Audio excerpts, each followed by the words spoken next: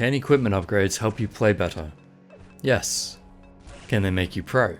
Only if that's what's been holding you back. I tried to base this channel on competitive FPS, so from mouse reviews to mindset videos, most of it is asking the question, how do we reach our highest potential in first-person shooters? So if you're playing on 60Hz at 30 frames per second, you're not going to play at your potential. And if you're sitting in a chair without armrests, and you're not using the desk to rest your arm, you're going to have a sore arm and feel more tired, which means you won't be able to play as long, and therefore won't be able to practice as much as other people. And you may even get some injuries that make it harder to play. Using a mouse that's too big for you could hold your aim back too, and using the speakers on a monitor isn't going to give you as much information as good quality headphones. But these things aren't actually increasing your skill, they're just making it easier for you to play at your best. They're unlocking your potential. That's what this is about.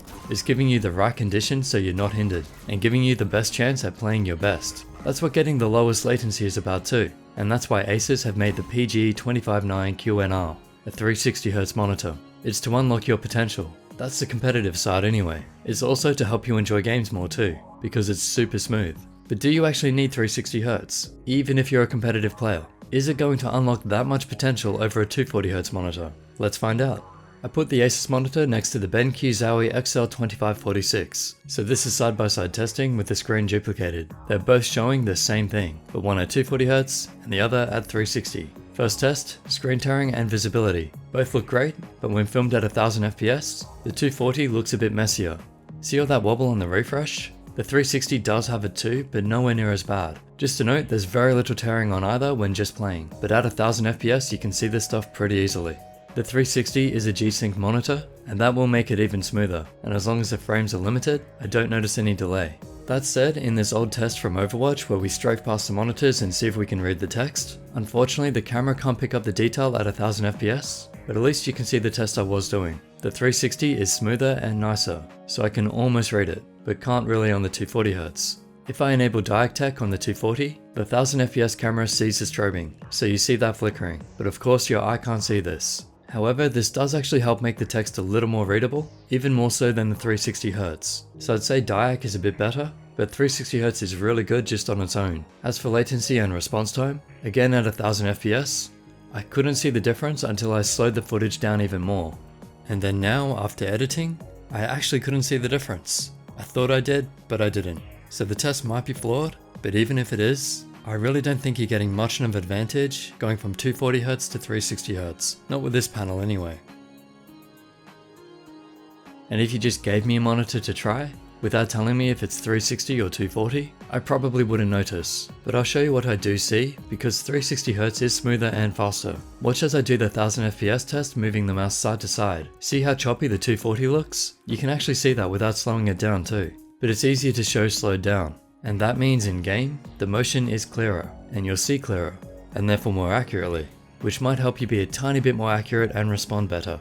At normal speeds, there's almost no difference here though, but you can still notice it. Watch as I pause some frames. You might be asking, is this a big advantage? I would say no. This isn't game changing on a big scale. It's just for the people who want the best of the best. But then if blurring is the issue, you're better off with Diac even at 240Hz. But latency can come from more than just your monitor, and the 360 has Nvidia's new Reflex module, so you can test overall system latency, and also latency on some mice. At this time, it's just for Razer, Logitech, SteelSeries and Asus. I don't know how accurate it is yet, but from my testing, the Viper Ultimate is about 1 millisecond faster than the G903, and these are the results it gives for the Viper and G903.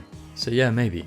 Just so you know, they had to be plugged into the monitor for this to work, and you use the red USB port on the back. Anyway, that's a great little feature to quickly test your systems on some mice, but back to the question, is this going to help you reach your potential? Yes it is. Is it the best monitor choice? Depends what you're trying to achieve and if you can afford it. It isn't cheap.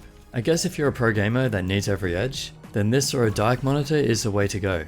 How much it'll help you is very debatable. The return on investment is very low, I think. I say that as someone who has played Quake for over 22 years, and even with the fast-paced, battle-focused gameplay that forces you to aim and react quickly, there were way more important factors to how well I was playing. But hey, you want to reach your potential? You want peace of mind knowing that you have one of the best pieces of equipment? Then this is extremely good, so I'll still understand why you wanted it. There are some other great things about the monitor too. It's an IPS panel, so it has great viewing angles and great colors, meaning you could do graphic design on this monitor, except it's tiny and you'd be zooming in constantly and fitting very little on screen. Not a big fan of video editing on small screens, but yes, you could do that just fine too.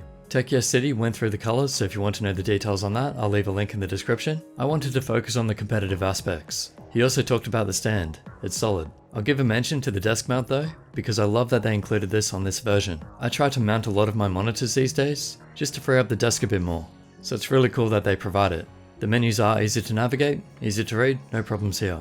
It is 1080p, but I doubt you could get 360 frames at 1440 in many games. Many new first-person shooters, I should say. This is probably more for CSGO. The price is high, and you can tell they've really put in the extras. So if you're in the market for the best of the best monitor in this size, there is a good chance this is it. But I haven't tested every monitor, so I can't say for sure. So to conclude, it's one of the first 360Hz monitors, and it has top tier specs, and a price to match. It's awesome and impressive, but also overkill for a lot of people. It will help you reach your potential, but not much more than the top 240Hz monitors on the market. So get this if you want one of the best, and just want that peace of mind, but otherwise you should be looking at 240Hz options as well. And unless you're gaming at the highest level, you probably don't even need this anyway. It is cool to see though, and I'll be trying to use this for latency tests in my systems from now on. I think it's great to see where the industry is heading, and once they become bigger, I'll probably buy one too. Big thanks to Asus for sending this one out for me. All thoughts are my own of course, and I hope that helps. Usual links in the description if you want to help support what I do. Subscribe, like and share this video, and I'll catch you in the next.